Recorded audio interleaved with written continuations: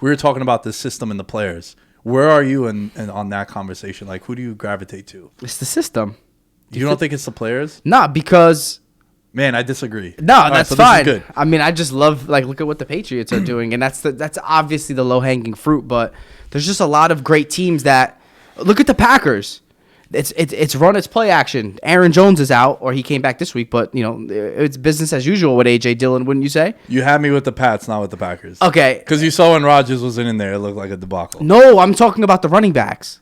AJ Dillon, Aaron Jones. Right. It's not that big of a drop off. I'm just saying, obviously the quarterback is a different example, but I'm talking about just glue guys and pieces around, like the fringe players. If the system is strong and everyone knows their assignment and everyone knows what they're doing, you can make do with. Look at Kendrick Bourne, bro. Like, he wasn't amazing in San Francisco, but he was like a solid guy. And now look, he's in New England and he's doing his thing. It's the system sometimes, and it's easy to say it's New England. It's New England. I understand that. There are other Player examples. makes the system, though? Or system makes the player? I think in the right system, a player can be better than he would be in elsewhere. It's like in wrestling. They say the title doesn't make the wrestler. Okay. The wrestler makes the title, right? So does the player make the system, or does the system make the player? An example. I think that if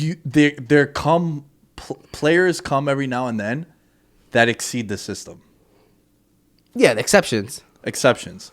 So in that scenario, if I stumble upon, is a terrible example because he just got hurt, but Christian McCaffrey, that's a guy that I would build A system around. right For sure. because he's such a unique player. But there's not many of those guys. right. Yeah. So when you get a guy like Odell on the Rams, the way they used him in that Packers game is ideally how you would want to use him. Mm-hmm.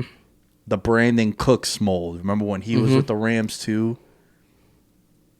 House calls, deep shots, double moves, right? Rasul Douglas had a pick six, had another ball dropped in his hands, and what they do? They ran a slant reverse and go share, or whatever. a sluggo route kind of to the crib.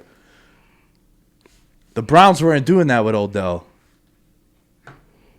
because they were too married to their system. Like their system, like you were saying, heavy, 3 60, tight 40, ends. yeah, 60, Yeah, he 40. don't fit the system.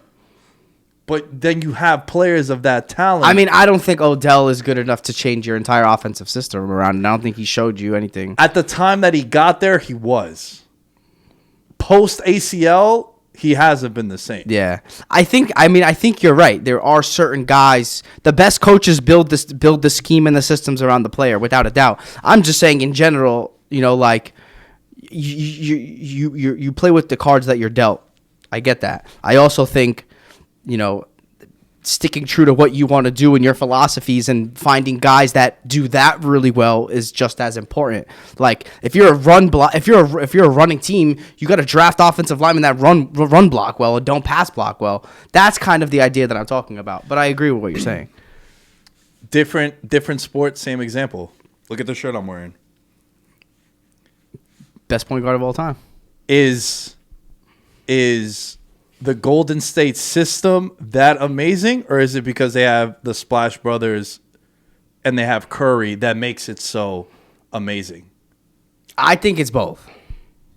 Because the Golden State system is unreal. They have a system where Steph's the point guard on paper, but actually Draymond is the point guard. And Steph has the ability to run around with off ball. There's back cuts. There's just a lot of ways to get Steph open, and that's a credit to the system. And I don't think Steph would have hit his peak unless he was in that system. I think that's a match made in heaven.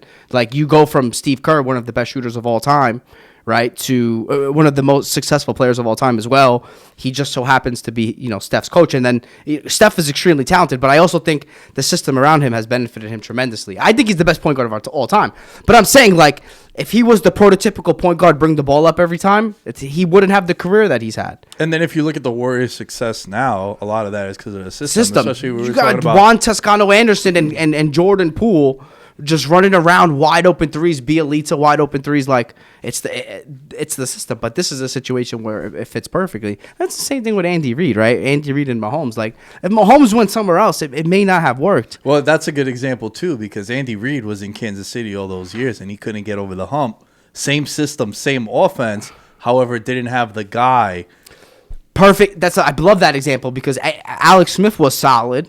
Right, he was solid, and the system was good, and where he got them as far as he could. I believe like the system and solid quarterback play got them as far as they could go.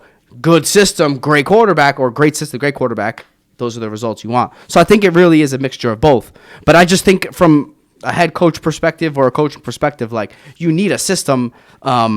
And then, as time progresses, if you're dealt a hand of cards, you got to do what you got to do at first. But I'm just talking about like long-term planning and your identity as a team. You need to have like kind of an identity. You know what I mean?